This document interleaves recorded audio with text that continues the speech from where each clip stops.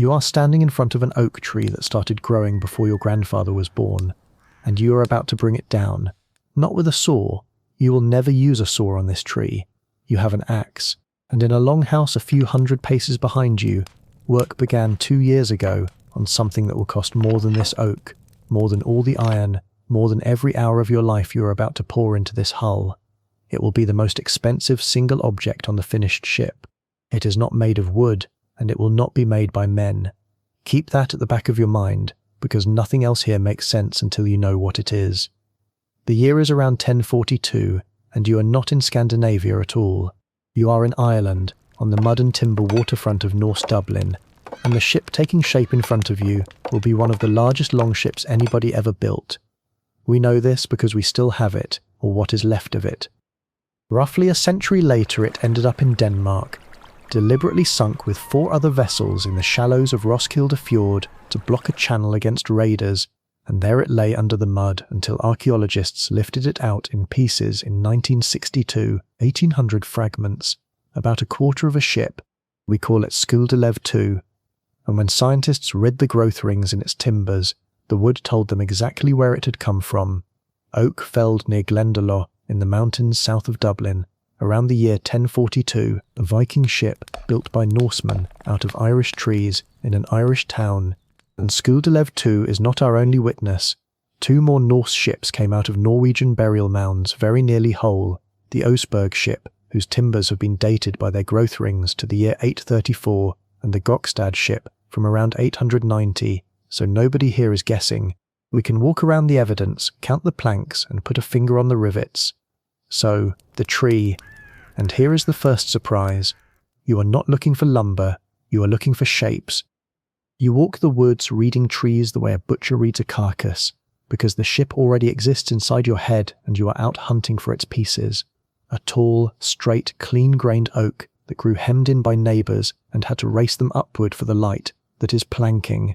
A squat, wind-bullied oak that grew alone in the open, throwing out heavy curved limbs, that is frames and ribs, because a branch that has spent 200 years bending against the weather is already the exact curve you need, and its grain runs around that bend unbroken.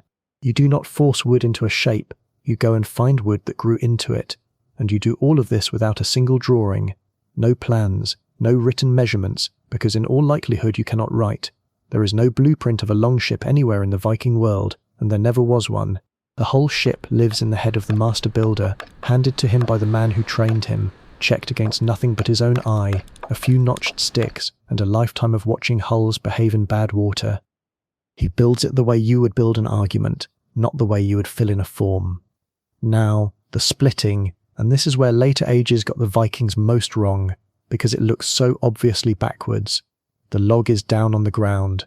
You take the axe and open a line along its length, following the grain, then drive in wedges, one after another, walking them down the trunk until the whole 200-year-old tree groans and opens itself in half, then halves into quarters, quarters into eighths, wedge by wedge, always splitting, never cutting, until out of one great oak you have something like 64 planks, thin, wide, gently tapering, radial slices out of the trunk like the segments of an orange.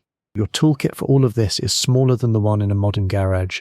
Axes of several weights, an adze for hollowing, a draw knife, a plane, and an auger to bore the rivet holes. No saw, not one. Why not just saw it? Because a saw does not care about the tree. A saw runs in a straight line through the timber and severs every fibre it crosses, and a board cut that way is full of tiny broken ends. It is stiff, it is brittle, it drinks water. A split plank is a different animal entirely. The wood parts along its own grain, so the fibres run unbroken from one end of the board to the other, like the strands in a rope. That plank is lighter, stronger, springier, and far more watertight than anything a saw can produce, and it will bend without breaking when the North Atlantic tries to twist your ship apart underneath you. A Viking hull was not rigid, it flexed. Crews on the modern reconstructions describe the whole ship working like a living creature beneath their feet. And all of that starts here, with an axe, a wedge, and a man who refused to cut across the grain.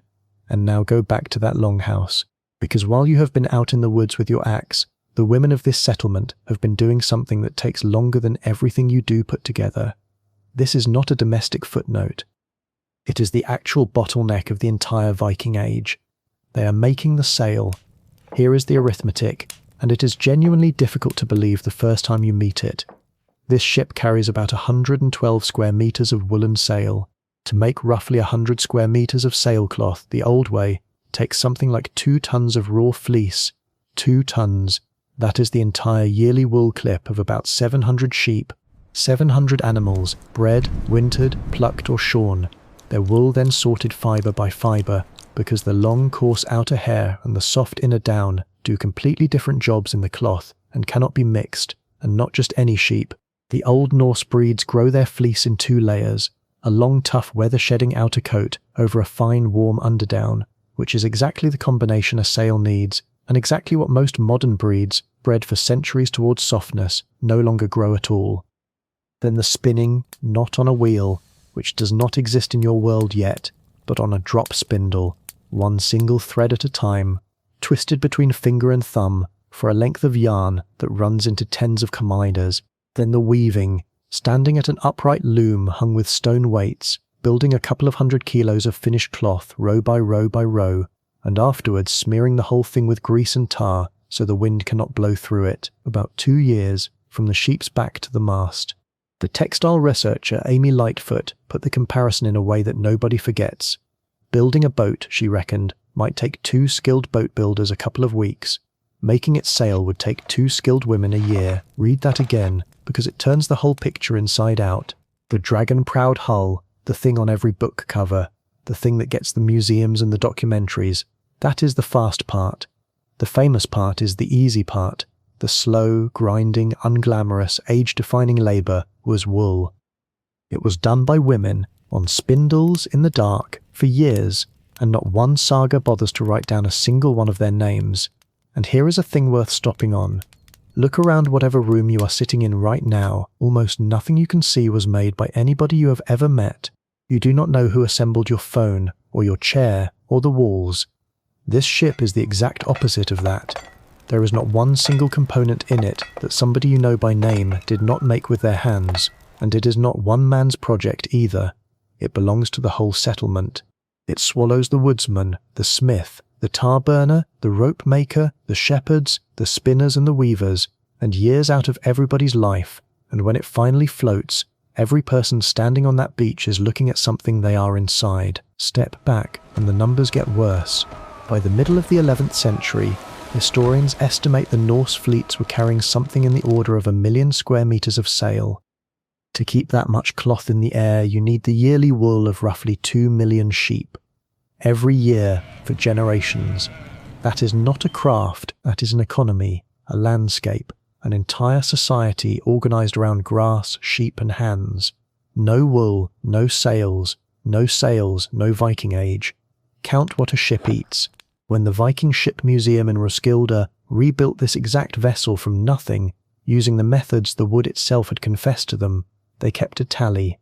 14 oak trees for the planking, 4 more for the keel and for the stems at bow and stern, 2 for the keelson and the mast fish, the great slab of timber that takes the shove of the mast, 250 pieces of crooked, curving oak for the frames, 3 ash trees for the top strake with its oar ports, 2 pines for the mast and the yard, 35 more pines, just for oars, 10 willows to make 1,000 wooden pegs, 150 cubic meters of timber gone into one hull, not a board of it bought, all of it found, felled, split and shaped by hand.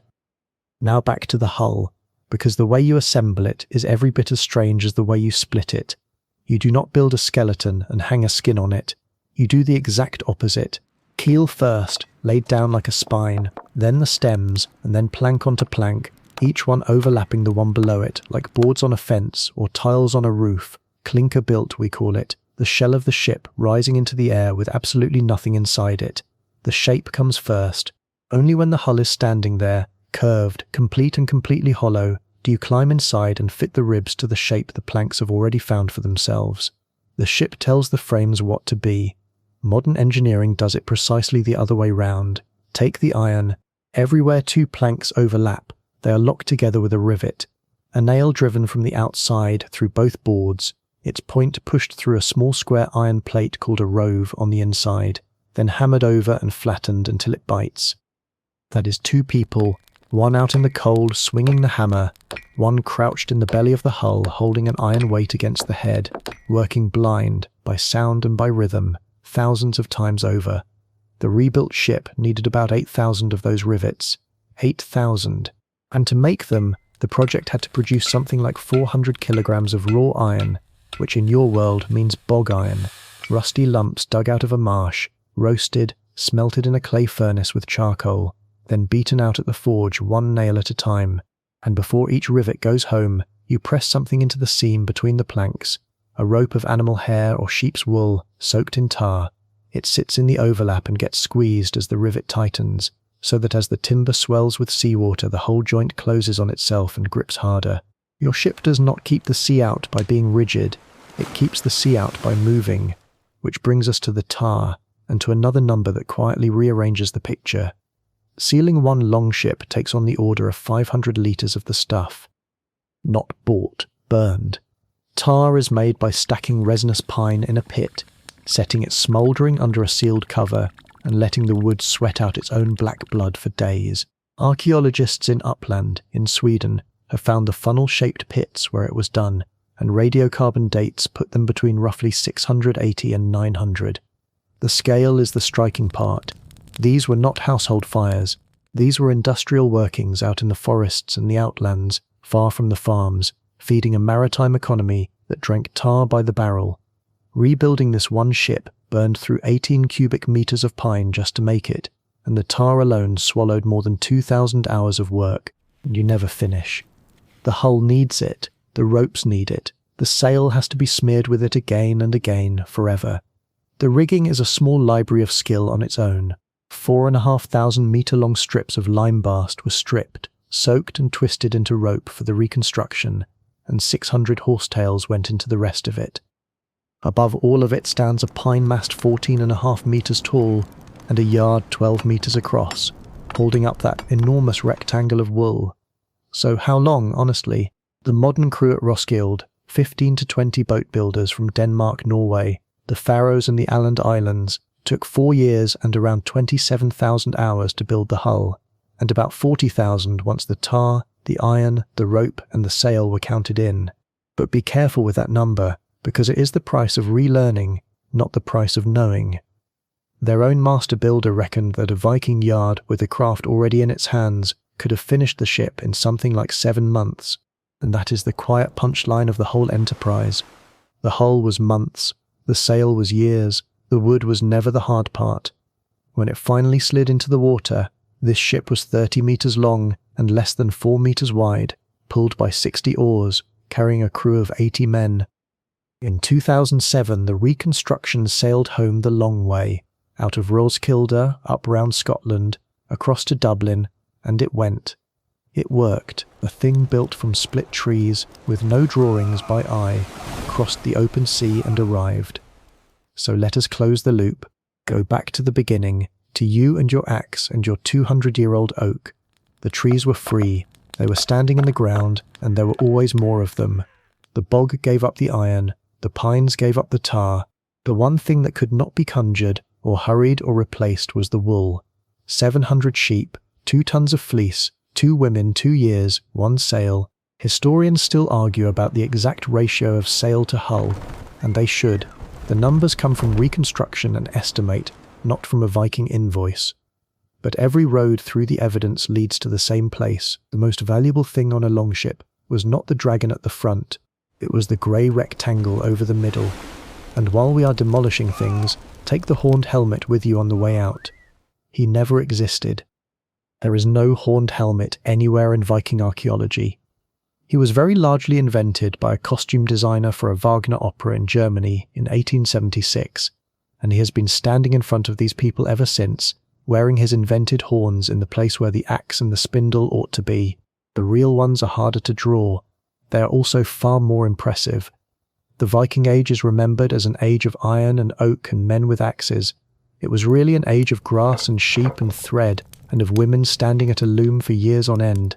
If you had been on that beach the day this ship went into the water, and you had asked the crowd which part of it was the ship, every single person there would have pointed at the hull, and every single one of them would have been wrong.